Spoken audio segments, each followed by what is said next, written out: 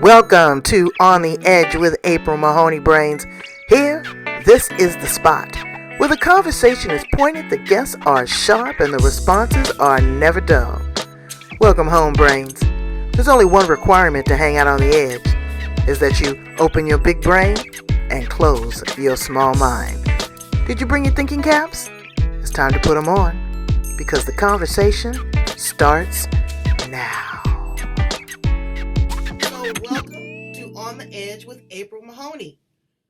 This is the place where the conversation is pointed, the guests are sharp, and the responses are never dull.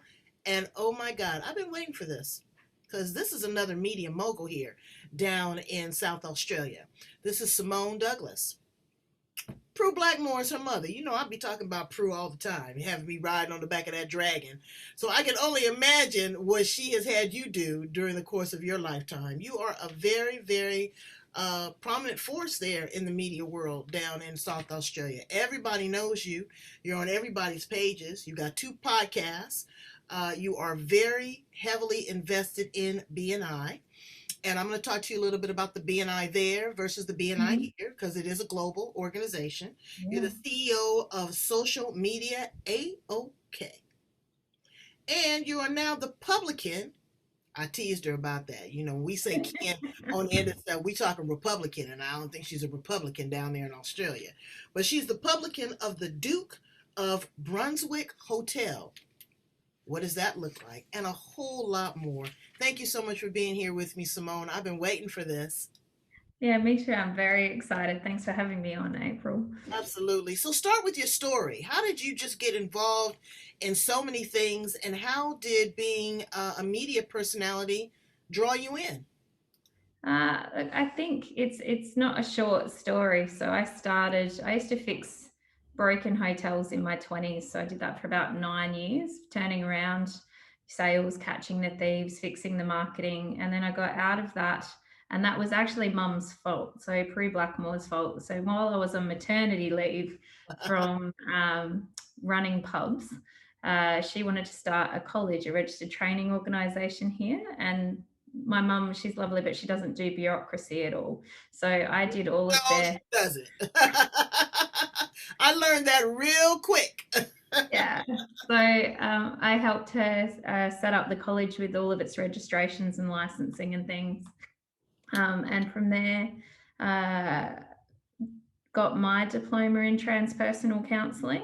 So I had my own counselling practice for a while, and then started Social Media AOK 9 years ago now. On a wing and a prayer and a credit card, as you do when you're starting a brand new business. That's right. And and then I found BNI when that business was about 3 months old, and the rest is history. And then I found the pub by accident when I was looking for office space for the social media agency. So I think I just really enjoy connecting people to people for mutual benefit. And I think there's not enough of that happens in the world.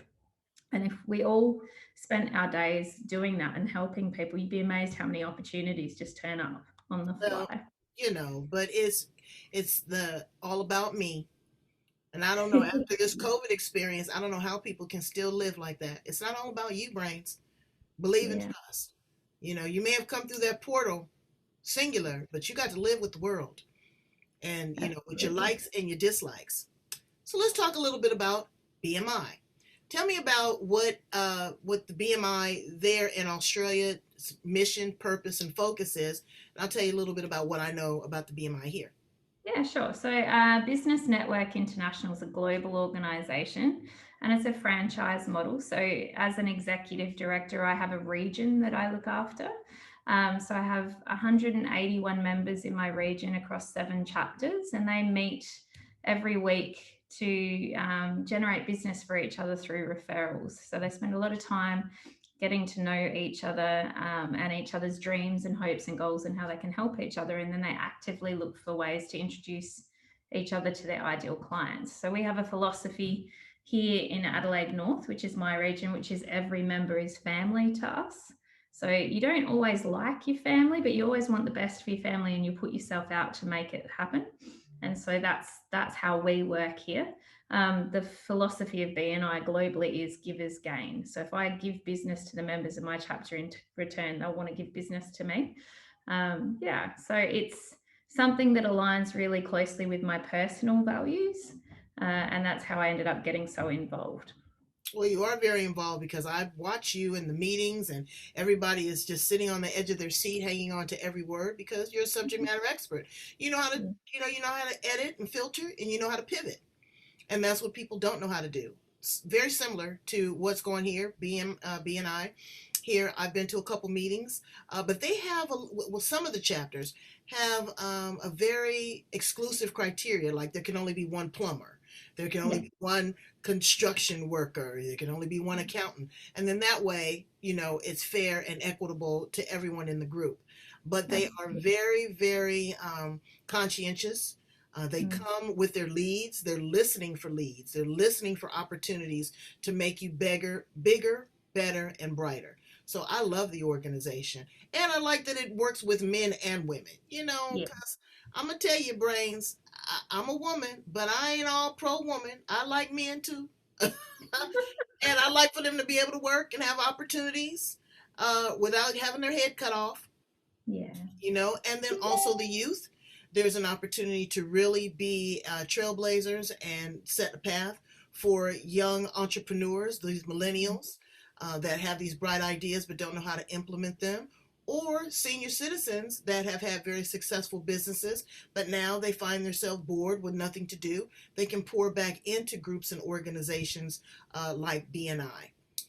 So now let's talk about your work in the media. Yeah. What you telling folks? What y'all talking about? I think so. I do a range of different things in the media. So over the pandemic, we convened a hospo owners collective, which is a group of 110 hospitality business owners, and so I was the spokesperson for them, which meant that every time there were restrictions announced or impacts on the industry, I tend to end up on all of the news channels here and in the paper. Just basically advocating for the industry. And we were actually really successful in getting restrictions, capacity restrictions for licensed venues eased by staging a fairly large visual protest. So we created this really great photo opportunity with all of these hospitality business owners. And thankfully, the powers that be over here eased restrictions the next day. And that was actually against the advice of the health department here. But they took into account the economic impact and how many jobs were going to be lost if we didn't make a change. So I talk to the media about that a lot. I talk about networking. What else do I talk about? Just, you know, how to be good in business and how to tell your story effectively. So one of the things a lot of business owners and even people struggle with is they don't know how to capture the interesting points of their story in a way that gets somebody else's attention. So Right. I spend a lot of time talking about that, which is, you know, something you would have spent your lifetime doing really in the media yourself, is, you know, Oh yeah, distilling a story down to sound bites. exactly. And finding again what is interesting to other people. Yeah. Talk about networking. You Mm-hmm. know, I'm a beast when it comes to networking. Baby, I can sweep a room like a Swiffer. However, I'm very selective.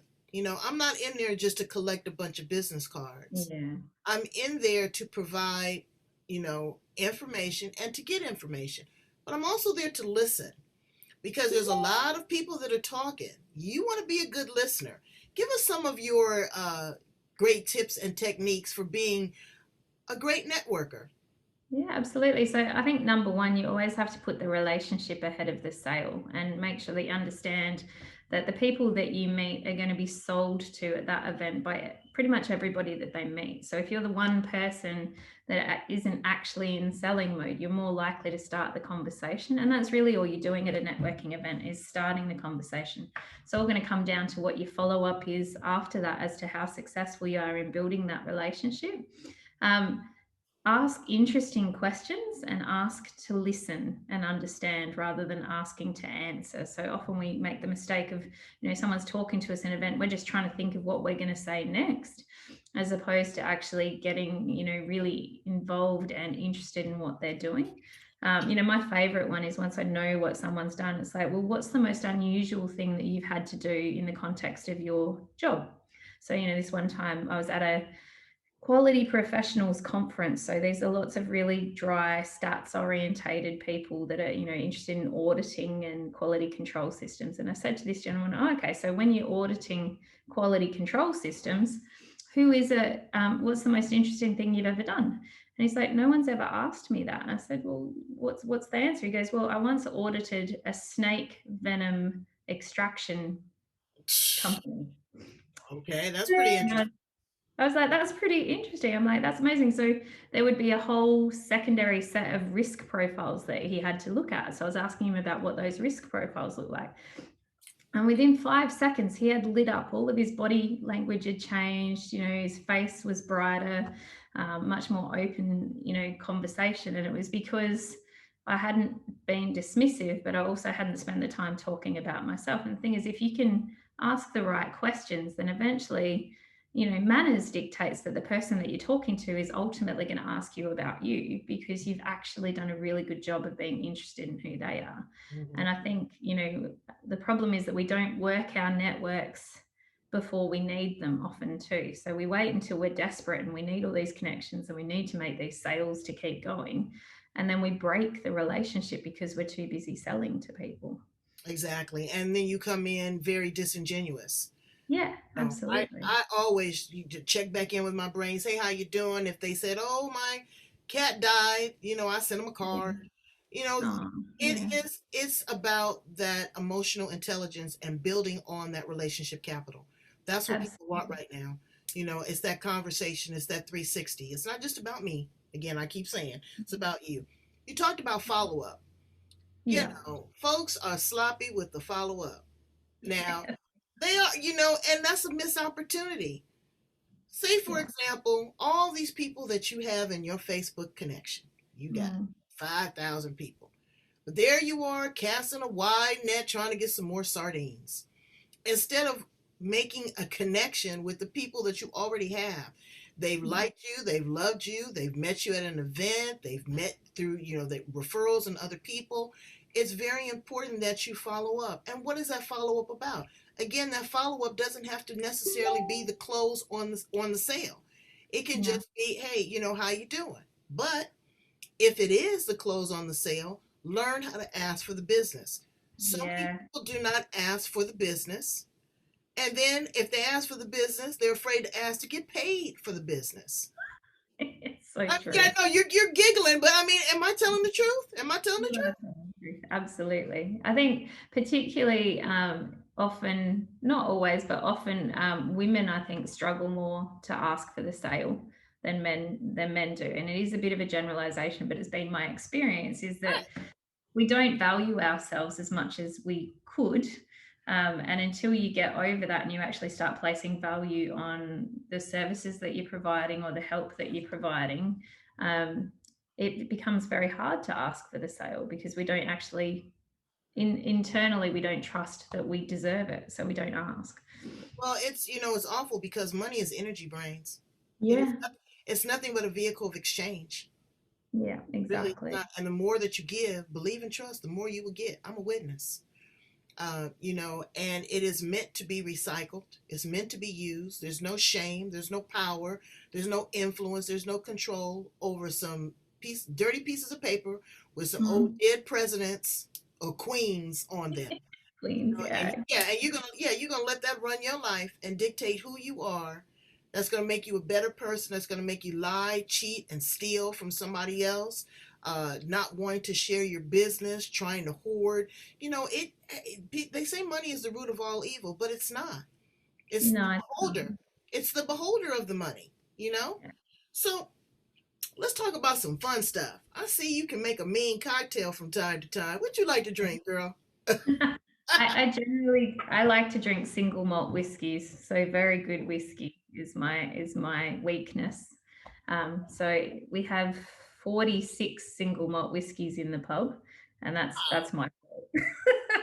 Okay, but I mean, do you drink it straight up on the rocks? How you doing that? Yeah, so I drink it with 3 cubes of ice because it's very like it's good quality whiskey. So Mm. straight up is good. But if I'm gonna have a cocktail, I usually drink a mojito. That's my favorite. Yes. Oh, yes. I had a mojito, and let me tell you, that was the best mojito I ever had because I came to Australia with Yeah. Ellen DeGeneres. I won the trip, Oh and yeah, we yeah. were down there in Sydney, right downstairs at the opera house, Hmm. girl, and the bartender was as cute as he could be, and he put that mint in his hand and he slapped it. Yeah. I had never seen you slap the mint like that, baby. Oh, It was a $20 mojito, but it was the best one I had ever had. It was yeah. really, really good. It was really good. I'm not so much of a whiskey drinker. It kind of burns when I go in. I'm kind of soft on Yeah. that. So I need a chaser. I'm Oh, soft. I yeah. need some Coca-Cola or something like that. What do you like to eat? What are some of your favorite foods? Uh, Sushi mostly. You got to come Favorite. visit me. I could take you to some places. I love. They have good sushi there in Australia. Yeah, we have amazing sushi. So we have a couple of great restaurants. There's this one on Goodwood Road called N. And we go there just because the owner, Takio, is just absolutely lovely. And he's the head sushi chef. So he makes it all right in front of you and it's all fresh. And that's what makes sushi the best is if it's really fresh produce, It's, I yeah, think. it's really fresh, and you gotta know what you're doing. So Yeah. you say that you are the publican. So I'm Yeah. under the impression that you are the spokesperson for this beautiful hotel. It is the Duke of Brunswick Hotel. Tell me a little bit about that. Yeah, so we're a little bit strange for a pub. So when I took it over nearly 4 years ago, we pulled out all of the gambling and all of the TVs. There's no TVs in the pub. There's no poker machines or slot machines, and it's been built to be what a pub's meant to be, which is the hub of your local community. So our kitchen is 100% gluten free. So if you've got celiac disease or gluten intolerance, you can come and eat anything off the menu. And we're Australia's or Adelaide's only deaf-friendly hotel.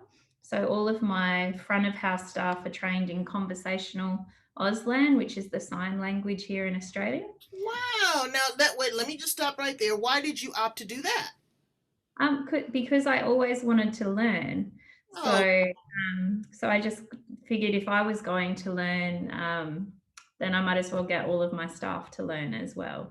now So now are there a lot of people, patrons that come in with hearing yeah, impairments? yeah, well, there are now because they know that the staff can engage with them in conversation. So it's just really nice for them to be able to speak in their first language rather than having to Oh, speak or communicate in another way. that's Um, beautiful. it's great. And then the other thing that we did last year is I got all of the staff were trained in post-traumatic stress disorder triggers for returned veterans and assistance dog etiquette. So we're also a veteran-friendly hotel in that we actually understand what might be going on for a veteran if they're suffering from a panic attack or some anxiety-based issues and how we can support them as well. Well, you have really, really covered the gamut. I've been to a restaurant here in San Diego that I absolutely love that's completely in the dark. Oh, see, that would be amazing. It Yeah. it is a trip.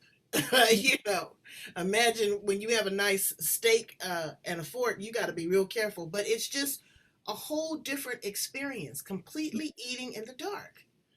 And so again, you specializing in something for the hearing impaired, I think that that's just really, off the charts. It's very progressive, and very tender. So thank you so much for that. What do you do Yeah. for fun when you are not pouring yourself some whiskey or eating some sushi? What do you do for fun there? So I lift really heavy things. So I do a lot of weight training. And I still play Division 4 field hockey. So yes, I play hockey on the weekends. And when I'm not doing those two things, I'm a bit strange. My favorite thing to do is to read business books in my spare time. Um, so I think it just, Yeah, outside of that, I do a lot of hiking. So my house is right near a big conservation park, so I go hiking in the mountains a fair bit. Yeah, you just moved there not too long ago. Yeah. You Yeah, I love did. it? Yeah, I do love it. It's amazing. Oh, that's good. That's good. So tell me a little bit about, you have a son, right?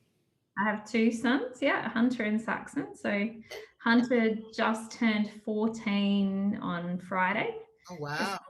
and he did his first shift in the pub on Saturday. So he started work now. He's what do you say? He's a self-proclaimed capitalist in terms of like now he's got his first paycheck. He's like, Mom, I can't believe I made $84 for like 5 hours work. I'm like, yeah, that's how that works. How it works. So That's how it works. yeah. And So, my youngest, hmm? no, I was saying it's so important to, get the children involved in the business, teach them financial literacy, showing them really what a good, hard 5 hours is worth, how to take that, how to reinvest it and teach money how to work for you instead of you continuously working for it and being philanthropic. So, at 14, I've been an entrepreneur since I was 5 years old. I've had my own business. Yeah, That's I ain't playing. fantastic. I was selling candy.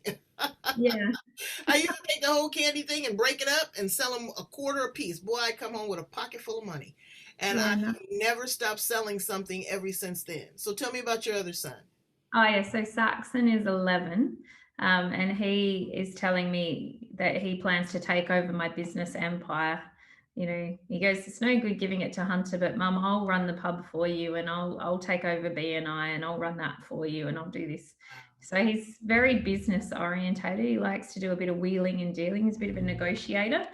Um, so they're both vastly entertaining and very strong personalities because I spent a lot of time teaching them to question everything and not just accept, an answer that's just because. So, they'll ask me if I can do something, I'll say no, they'll say why, and then I have to give them an answer. That's the rule. So, Exactly. And that's important. That's how they learn, yeah. and you don't want the world teaching them, especially when No. you are a vast resource. What would you tell a 25-year-old Simone? I would say remember that life is a game of your choosing. So don't be handing the whistle over to somebody else to umpire it. I think, we need to trust our gut more than we do and stop second guessing ourselves. Because I think if you can live unapologetically as yourself, so, and I did this, a couple of years ago, I decided I'd go 30 days being 100% unapologetically me. So, it was really challenging. What happened at the end of it was I started getting everything that I wanted because I was being honest about how I felt, what I thought, what I needed in order to be okay. And in doing that, the world opened up and started giving me what it was that I needed to support me. So be unapologetically you because who you are is absolutely okay. And there's only one of you.